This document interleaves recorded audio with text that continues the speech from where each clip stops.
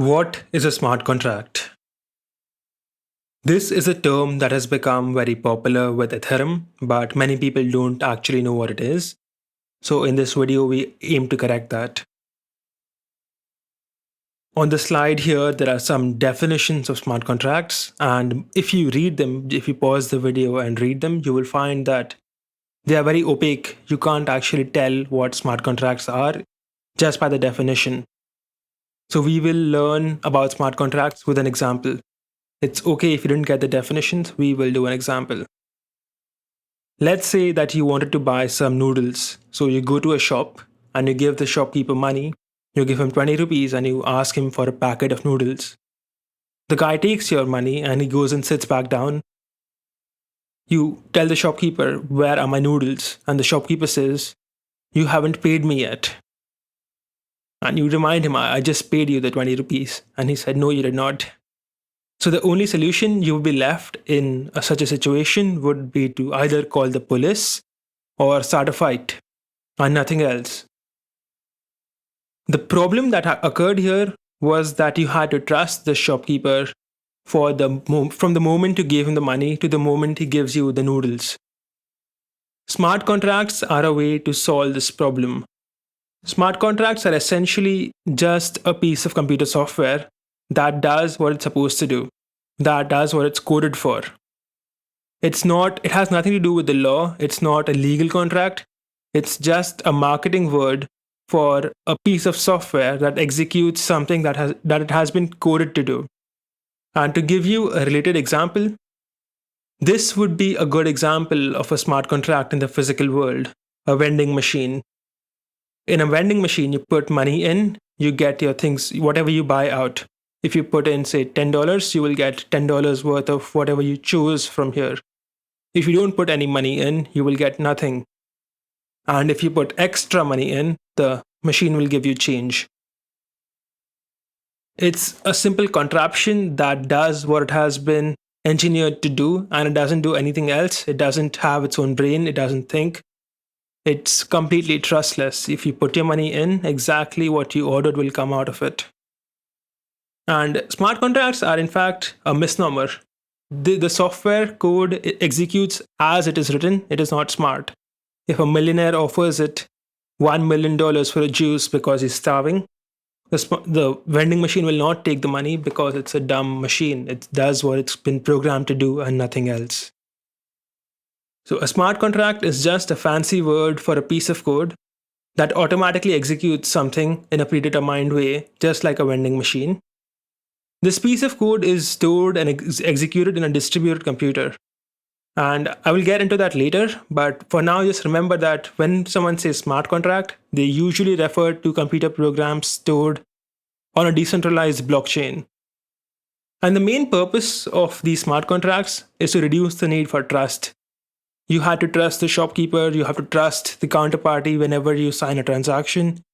For anything you do which involves another person, you end up trusting them at least somewhat. So the aim of a smart contract is to reduce that need for trust. Earlier, I said that a smart contract refers to programs stored on a distributed computer on the blockchain, and I will get into why that is important now. Let's say you and your friend have a bet. The bet is that if you can run more than 5 kilometers in 30 minutes, your friend will pay you 1 Bitcoin, and if you can't, you will pay your friend 1 Bitcoin. The only problem is that you don't trust your friend enough. You think that if you win, he will say it was just a friendly bet and he won't actually pay you the Bitcoin.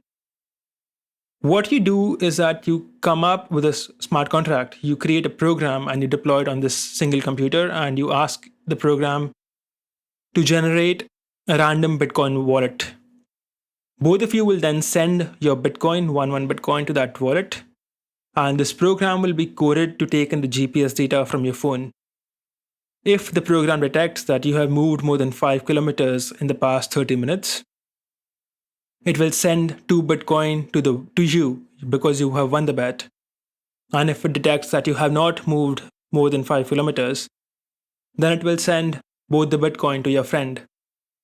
So with the smart contract, you have now eliminated the need for trusting each other when it comes to the payment. Neither of you have to trust each other anymore. You know for sure that if you win this bet, if your GPS coordinates move more than 5 kilometers in 30 minutes, this smart contract will pay you for sure. Why is this a bad implementation of a smart contract? Because it's centralized, it's running on only one computer, and both of you need to trust each other enough to let one of you deploy this code without changing it. Let's say you write up the code, it looks good, and you give it to your friend to deploy it on his computer. He might just change the code in a way that is disadvantageous to you, and you might end up losing your Bitcoin. Maybe he changes it to 6 kilometers in 30 minutes, and you lose your Bitcoin. You would preferably want a decentralized computer where both of you can see the code after it has been deployed, and none of you can change the code. And I will get into that in a minute. Before that, I want to talk about the two main limitations of a smart contract. The first one is that we still haven't completely eliminated the need for trust. We still have to trust wherever we get real world data from. So, in our example, when we had this GPS data source, we still had to trust this data source. By the way, a data source where you get in real world data from is called an oracle. So this thing, this red arrow, and this machine which is sending you the GPS data would be an oracle. You still have to trust that the oracle is sending you real data because the code has no way of verifying that. It just takes in the data as it gets. People are still working on figuring out how you can reduce the trust in a single oracle. And currently, the way they do it is they use multiple oracles, they use multiple sources of data. For example, if you had a bet where you were betting on the price of gold, so if you agreed the price of gold will go up 50% in a year, you will get the Bitcoin. And if it doesn't go up by 50% in that year, the other party gets the Bitcoin. You might pull in prices from multiple sources. You might get it from MCX, you might get it from different exchanges, and you might average the price. So, in case there was a faulty source or there was a mistake in the data for one of the sources, it won't affect the bet too much. But still, it isn't a perfect solution, and it doesn't solve the need for trust completely. The other limitation of a smart contract is also a feature, but it's still a limitation, is that once you deploy a smart contract, you can't change it. Now, this is an aspect of why these smart contracts are trustless. Because after they have been deployed, you can't change them. That means that you can trust that they will run exactly how they have been written and how you saw them being deployed. The only issue with immutability is that if there are any bugs in the code, you can't change them. You just have to redeploy an entirely new smart contract after fixing the bugs. Any old deployed contract can't be changed, and if you had a major bug, you will have to suffer the consequences of it. It's very important that you test your smart contracts before you deploy them for this reason. Let's get into real smart contracts. That is, smart contracts that are stored on a blockchain. Let's talk about the Ethereum blockchain. And for those of you who don't know anything about Ethereum, you can think of Ethereum as a global computer which anyone can deploy smart contracts onto. So it's a complete decentralized computer, and anybody can put in their own programs on that computer. Putting in a program costs Ether. I will not be getting into how Ethereum works right now. So for now, just think of it as a global computer that does not shut off, and that anyone can put in code there. And this code is immutable, as I explained. It is public and visible to all, since everyone can download the entire blockchain and can see all the code that has been deployed, all the executions that have been done. And anyone can call for the execution of this code. I'll give you an example of a smart contract that has a lot of business value. Let's say that you run a charity and you approach a philanthropist. The philanthropist agrees to give you matching donations. That is, he agrees to match the same amount of donations you can collect from other people. And the maximum he says he will give you is 20 Ethereum. So if you can collect 5 Ethereum as donations from other people, he'll give you 5. If you can collect 15, he'll also give you 15, making a total of 30. If you collect 25, that's more than 20, so he'll give you only 20. The thing is that you don't trust this philanthropist enough. You think that in case you collect 15 or 20 Ethereum, he might just not pay you. You might think that's very expensive. He might just be saying the 20 Ethereum to sound rich, but he doesn't actually plan to pay you the money. And you would ideally want to ensure that you get paid. You don't want to be left in a situation where you make commitments with this money that he promises he'll give you and he never pays you, so you are left high and dry.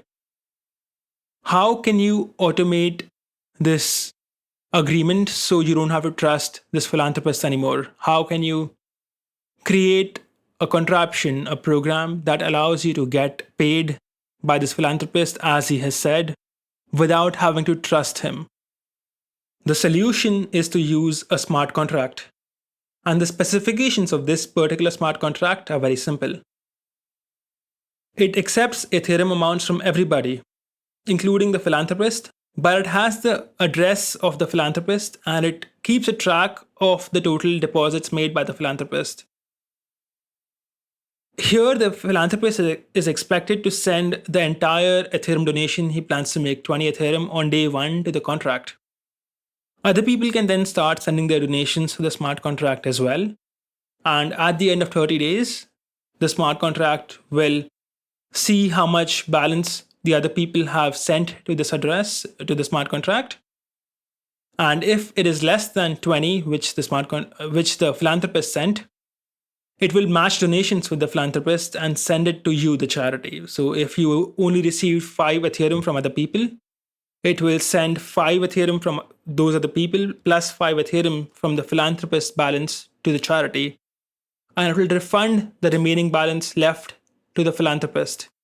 And if you collect, say, 25 Ethereum, then it will do the matching donations logic again. It will see that you have collected more than 20 Ethereum that the philanthropist agreed to match. So it will send the entire balance to the charity and give nothing back to the philanthropist. In this way, you don't have to trust that the philanthropist might not pay you. You don't have to worry about that anymore. The code will handle that for you. The code is law. By the way, if you want to see the actual implementation of this code, there's a link in the description that has the code for this very smart contract. It's written in a language called Solidity, which is very popular for writing smart contracts. If you can code or if you are interested in the technical details, go check the code out. So as you can see, there are a lot of business advantages and there's a lot of commercial use these smart contracts bring to the world. And it's only now with blockchains that these things are possible. I hope that you got a better understanding of what a smart contract is from this video. And just as a proof of demystification, I want to read the definition from Wikipedia that was printed in the first part of this video. A smart contract is a computer program which is intended to automatically execute, control, or document relevant events and actions according to the terms of an agreement. It's just a computer program which automatically does things that it has been coded to do. And the objectives are to reduce trust, reduce fraud losses, reduce malicious exceptions. So it just reduces the need for trust. It makes sure that things that have been coded will happen and you don't have to trust another person for it. If you found this video useful, please click the like, comment, and subscribe button. Let me know what you think. Click the notification bell. And make sure you check out teachyourselfcrypto.com. This video is a part of the Teach Yourself Crypto course. It's completely free. This course is free and it teaches you everything about Bitcoin, Ethereum, decentralized finance, NFTs, and everything crypto from a non-technical perspective. Completely free. Go check it out. Let me know what you think in the comments.